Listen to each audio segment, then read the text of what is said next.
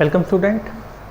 अब तक जो हमारे पिछले 2 लेक्चर थे उसमें हमने एक में तो फाइंड आउट किया था कि एक है जहाँ पे एक्सियल लाइन पे हमने electric field intensity due to an electric dipole find out किया था। उससे जो नेक्स्ट लेक्चर था उसमें हमने क्या फाइंड आउट किया था कि जब हमारा जो इलेक्ट्रिक फील्ड थी वो इक्वेटोरियल लाइन पे जब डाइपोल के कारण था वो हमने फाइंड आउट किया। लेकिन आज हमारा है वो ना तो किसी एक्सियल लाइन पे दे रखा ना इक्वेटोरियल लाइन पे दे रखा, वो हमें रैंडम कोई भी पॉइंट दे रखा है, वहाँ से हमें उसके लिए रिजल्ट फाइंड आउट करना है। डायग्राम आपको दिख ही रहा होगा, वैसे बनता नहीं है इतना अच्छा, आज पता नहीं कैसे बन गए। चलो देखिए, वही है सिमिलर पिछले 2 टॉपिक में जो शुरू में हमने कंसिडर किया था, तीसरे में भी वही होना है, शुरुआत वहीं से होगी कि consider N electric dipole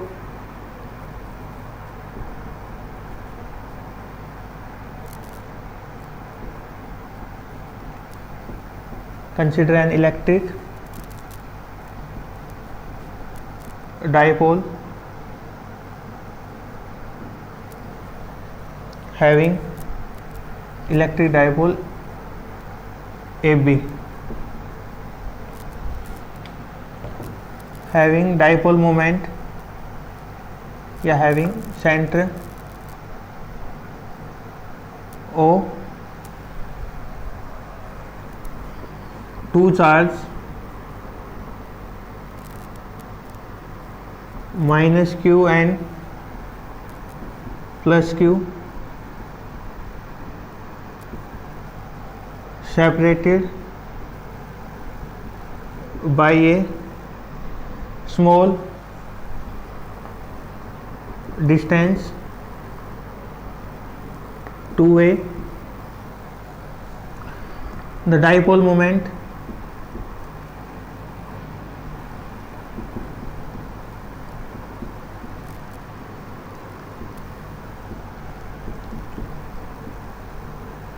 is given by P is equal to Q into 2A, and the direction of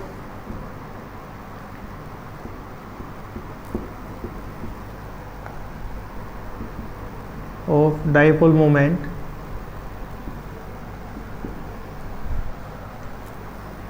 is minus Q two plus Q. अब हमने क्या किया है, consider a point P at an angle theta from, एक second भाई, इसको एक second hold down. इसकी बजाय है ना, इसमें हम क्या करते हैं, अभी इसको पॉइंट के बारे में ही मान लेते हैं। Let P be the point at a distance R from center O, where electric field intensity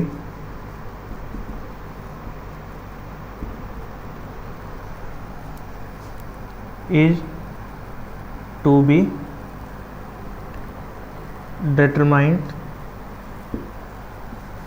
angle POA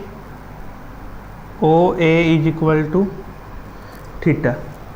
अब भाई हमने क्या किया है, इनको रिजोल्व कर दिया है। जो हमारे पास डाइपोल मोमेंट था, जो डाइपोल था सॉरी, इसको रेक्टेंगुलर कंपोनेंट में हमने डिवाइड कर दिया है। जो हमारे पास डाइपोल मोमेंट था वो भी 2 हिस्सों में डिवाइड हो जाएगा। लिखिए, इसको कैसे लिखेंगे,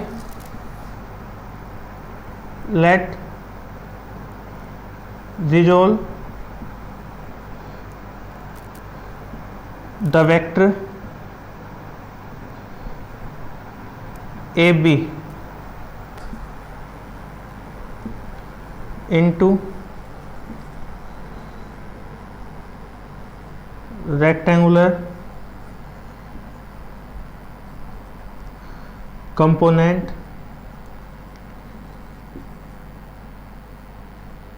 such that A1 B1 is equal to A1 B1 is equal to P1 या P cos theta and A2 B2 is equal to P sine theta. इस तरीके से दो हिस्सों में हमने भाई इस रेक्टेंगुलर कंपोनेंट को क्या कर दिया है, डिवाइड कर दिया है।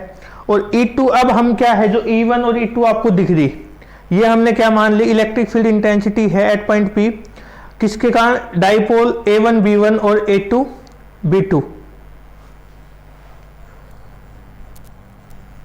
E1 and E2 are electric field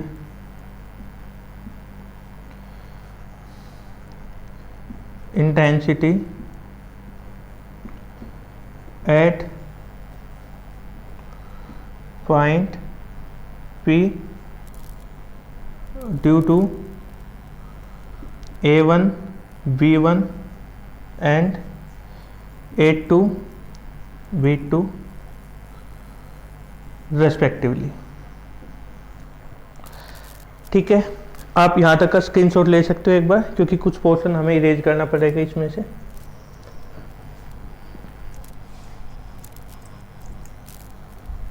ये वाला ही कर लेते हैं, डायग्राम नहीं करेंगे क्योंकि इसकी ज़रूरत हमें अभी आगे होने वाली।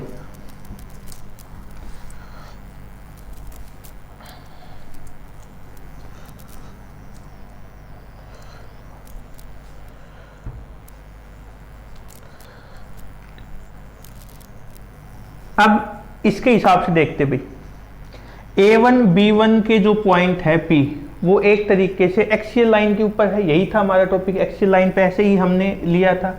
लेकिन A2 B2 के हिसाब से लेंगे तो ये पॉइंट कहाँ पे होगा भाई, इक्वेटोरियल लाइन पे।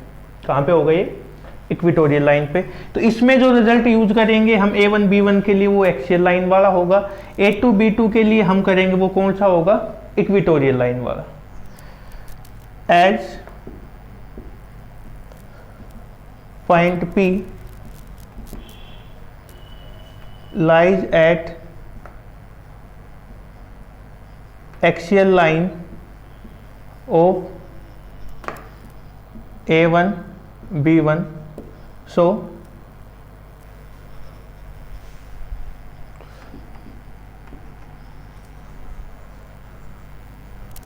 the E1 is equal to 1 by 4 pi epsilon not 2p upon RQ।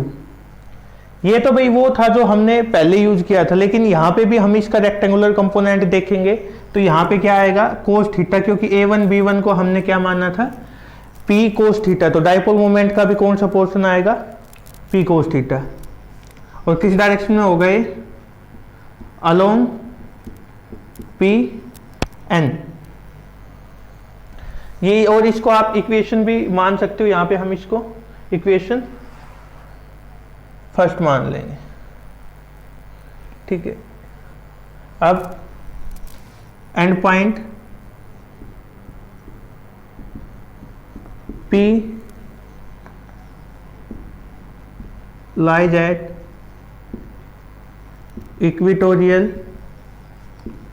line for A2 B2, so E2 is equal to 1 by 4 pi epsilon naught P sin theta upon RQ। ये equation आ गई second. और इसकी direction क्या होगी भाई, along PM। अब यहाँ पे रिजल्टेंट हमें फाइंड आउट करना है। एंगल अल्फा हमने मान लिया यहाँ पे, इसको हम बाद में डिस्कस करेंगे, लेकिन ये एक तरीके का पैरेललोग्राम क्रिएट हो रहा है यहाँ पे। और जो रिजल्टेंट ऑफ पैरेललोग्राम है वो क्या होता है वो लिखेंगे हम, टोटल या फिर नेट हम यूज कर सकते हैं कि रिजल्टेंट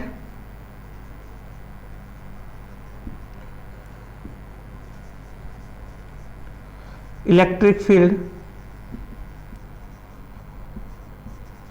इंटेंसिटी एट पॉइंट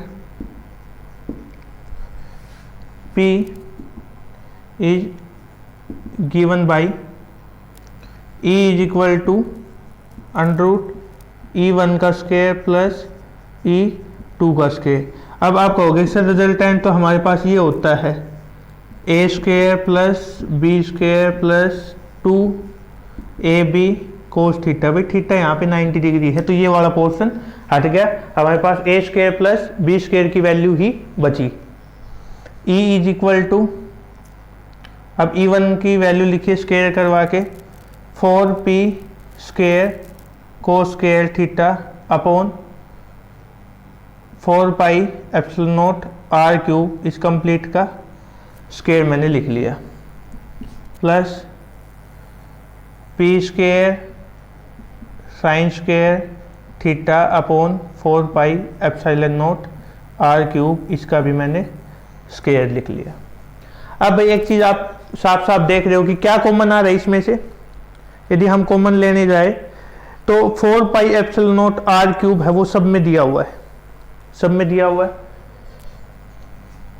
तो 1/4 pi epsilon naught R cube हमने कॉमन ले लिया। अंदर क्या बचा हमारे पास, 4P square cos square theta plus P square sine square theta. E is equal to 1/4 pi epsilon naught R cube. अब भाई जो ये वैल्यू अंदर आई है हमारे पास, इसको मैं ऐसे लिख सकता हूँ ना, 4 है, 4 को 3 + 1 लिख सकते हैं, और इसमें से भाई P स्क्वायर भी कॉमन आ जाएगा तो रूट से बाहर जाके वो P ही बचेगा हमारे पास। तो 3 cos square theta plus cos square theta add करेंगे तो वही 4 हो जाना है, plus sine square theta. Cos square plus sine square कितना होता है 1, तो P upon 4 pi epsilon naught R cube under root 3 cos square theta plus 1। ये रिजल्ट हमारे पास आया है यहाँ पे, क्योंकि इन दोनों की जो वैल्यू है वो कितनी होगी भाई 1 होगी। अब यहाँ पे यदि हम इसकी डायरेक्शन लिखें वो हम किस तरीके से निकाल सकते हैं, ये पॉइंट L हमने मान लिया, तो यहाँ पे क्या होगा अलोंग PL। ये इक्वेशन क्या आ गई भाई हमारे पास, थर्ड हमने इक्वेशन मान ली। अब यदि हम इसमें बात करें क्या कि अल्फा हमने जो कंसिडर किया था, अल्फा एंगल जो हमने कंसिडर किया था, ये वाला पोर्शन हो गया होगा भाई।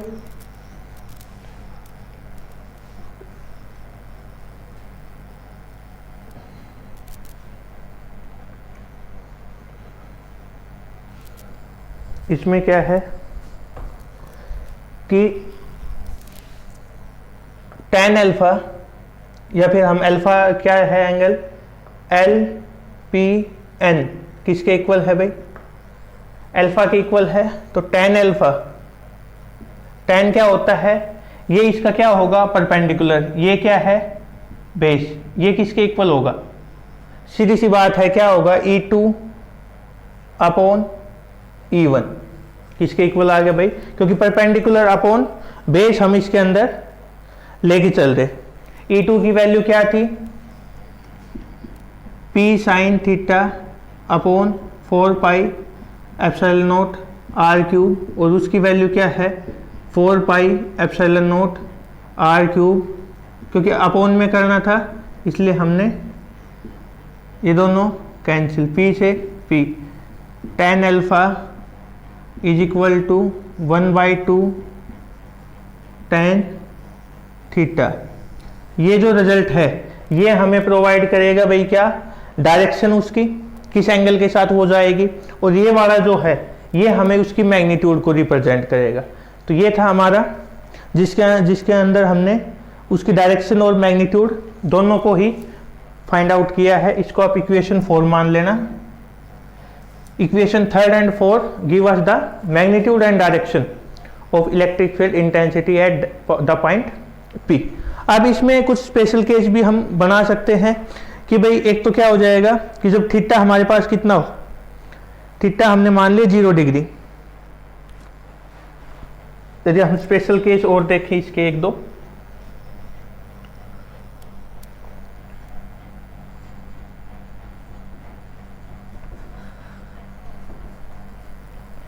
रिजल्ट क्या आया था भैया हमारे पास, E इज इक्वल टू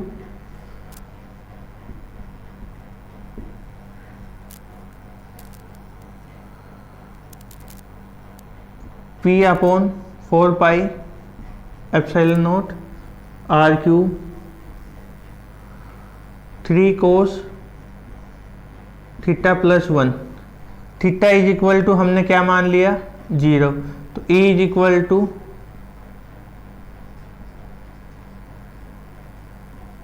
अब कोस 0 कितना होता है 1, 3 प्लस 1 4, मतलब E की वैल्यू किसके इक्वल आ गई भाई 2p upon 4 pi epsilon naught R cube, इसके इक्वल आ गई। और tan अल्फा की हम वैल्यू निकालेंगे तो किसके इक्वल होगी भाई 1/2 tan 0, और tan 0 की वैल्यू कितनी होती है 0, तो tan अल्फा की वैल्यू भी कितनी आ गई 0 हमारे पास। और जब थीटा की वैल्यू कितनी लेके चलेंगे हम 90, तो E is equal to P 4 pi epsilon naught R cube. अब cos 90 0, कंप्लीट वैल्यू कितनी 0, यहाँ से क्या बचा, यही रिजल्ट आएगा हमारे पास E की वैल्यू। और tan alpha is equal to 1/2 tan 90, कितना हो गया भाई ये tan 90, और tan 90 कितना होता है इन्फिनिटी, tan 90 कितना होता है, तो tan alpha is equal to infinity, alpha is equal to कितना आ जाएगा हमारे पास 90 डिग्री। ठीक है, तो ये इसके कुछ स्पेशल केस थे जो आप आराम से कर सकते हो। इस केस में जो है वो क्या होगा भाई, यहाँ पे E is in a direction which is anti parallel to P, इसके एंटी पैरेलल होगा, और उसमें क्या होगा वो पैरेलल होगा, एक्सियल लाइन के ऊपर होगा पैरेलल, हम शो कर सकते हैं। तो ये था हमारा आज का टॉपिक भाई, जिसके अंदर हमने इन चीज़ों को डिस्कस किया है। I hope you like the lecture. Okay, thank you.